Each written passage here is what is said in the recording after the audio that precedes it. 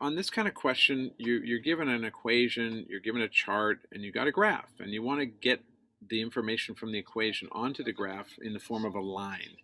So we have to pick numbers for inputs for x. This is called the domain. And we start with x equals 0. And when x equals 0, we want to know what y is. So we're going to put in or substitute the number 0 in for x. So we no longer have x, right? It's been substituted for. And so that's how that works. And then we just continue to solve this. 1/2 times 0, any number times 0 is 0. And we end up with -3. And we put that -3 in the chart, the t-chart, as a range output number. And then we go ahead and plot that as a point over here on the graph. So as you'll see in black, 0, -3 is going to be down here. We always start by going from 0, 0, and then count. Well, 0 right and left, we don't go anywhere right or left, but we do go down 3, and we're at the point 0, -3. I'd like you guys to all be doing this now. So everybody needs to be doing this, and I'm going to be looking for that at the end of this presentation. So we want to make sure everybody's doing this now. So if you're wondering what to do, you should all be doing this now. And you should be able to see my screen. Is there anybody who can't see my screen? Let me know. Can everybody see it and hear me? And I just wrote a message in the chat. Just confirm that. Right there it says I'm screen sharing on my side, but yes, you're good. Okay, so that's the first point. You can pick other points. You don't need to pick the ones I'm doing, but I just happen to want to do, or my TA wants to do this. He wants to continue to use simple numbers.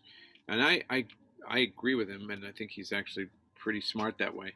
So he chose, now the next number he chose for x is a 2, which I thought was odd. Why not 1? Well, it turns out that clever guy he is, he realizes that when he does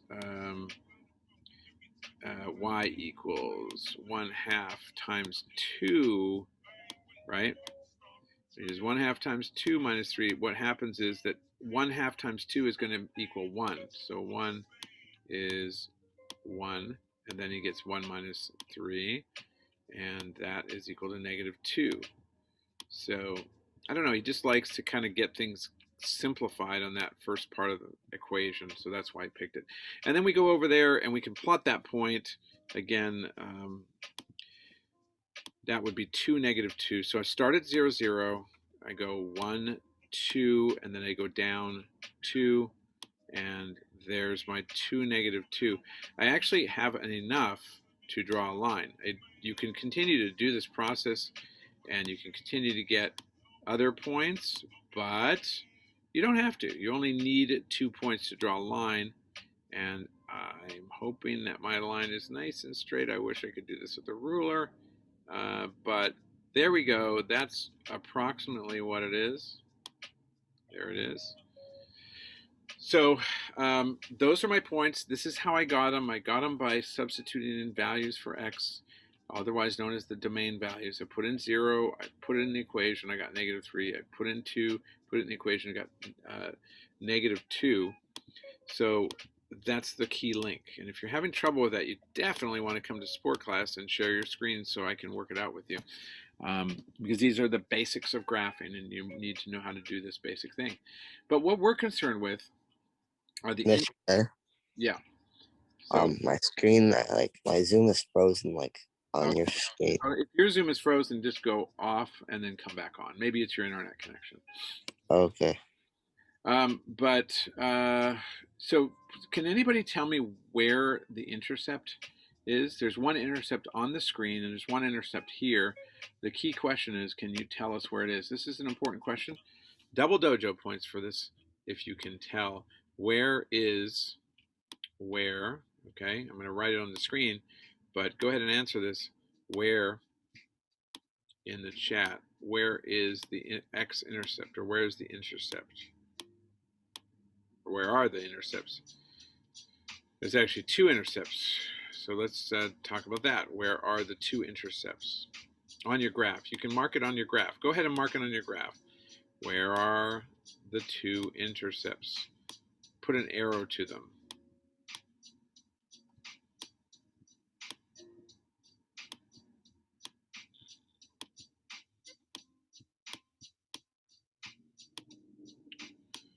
Where are the two intercepts?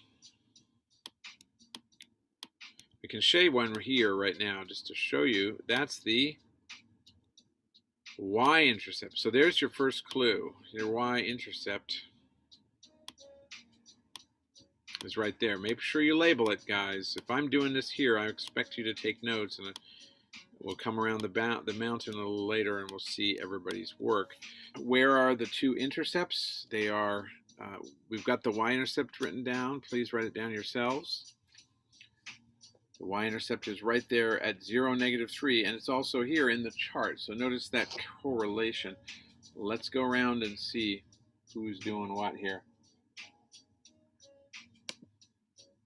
Good job. There you go. Okay, we got a little work to be done here, but obviously on the right path. Good job, Alex. Keep at it. You're on the right path. Skylar's got the line. Just write the intercepts now, guys. Jackson's on the path. Just write the intercepts. Luke's working on it. Just get that line graphed, and you're getting there, Luke. Keep at it. Gabriel Zarate, nice job. Just mark that intercept. Excellent work, Gabriel. Artine, excellent work. He showed the intercepts. Notice that he's got the intercepts there, guys. He's got the intercept number 1 pointed down there and intercept number 2 there. We've already got that as well. This is that TA Stephen Day's work. So that's the Y-intercept, guys. Now, how do we find accurately the X-intercept? Does anybody know? Because that's always the tricky thing. How do we find the X-intercept? You can see it on the line. I know it's there, right? I can see it there, but we don't know exactly what it is. I know the Y-intercept is 0, -3. It's in the chart, but the X-intercept is, it's not, there you go. It doesn't look like it's accurately going through any particular place on the graph. So what we want to do is calculate it over here. We need to put this in a way that, see the 0 for X, then we got -3 for Y. So for an X-intercept, the Y is going to be 0.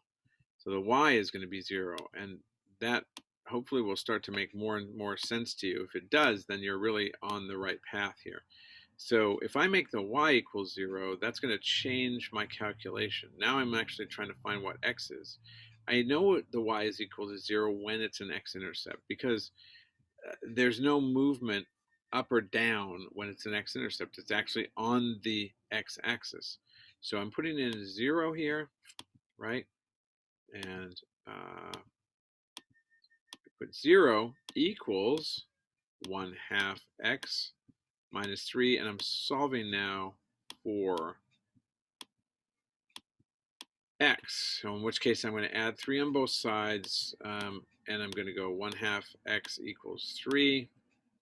And then I'm going to multiply by 2 on both sides, and I'm going to get X equal to 6. Now I know that is there. And now I know with accuracy that this X-intercept is at 6, 0, and that actually what I did was I was pretty inaccurate about the way I drew my lines. So I'm going to actually go back and fix that up a little bit, right? And draw a bit more of an accurate line so that it reflects the actual intercept at 6, 0. So I'm going to have to go more like this, and it's going to go right through there, and that's a bit more accurate. So this is right here. This is the point 6, 0. Okay, and that's going to be right here. That's our X-intercept, and I found that by doing this over here in the chart. Stephen Day, just a nice calculation here. He's got 0 in for Y, and then it's 1/2 X minus 3 equals 0. He adds 3 on both sides. He multiplies by 2 to get rid of the fraction. X equals 6. Now he knows exactly where the X-intercept is, and the Y-intercept as well, which was written down here before. I'm going to just elevate it a little bit so it's easier to see, is right here, 0, -3.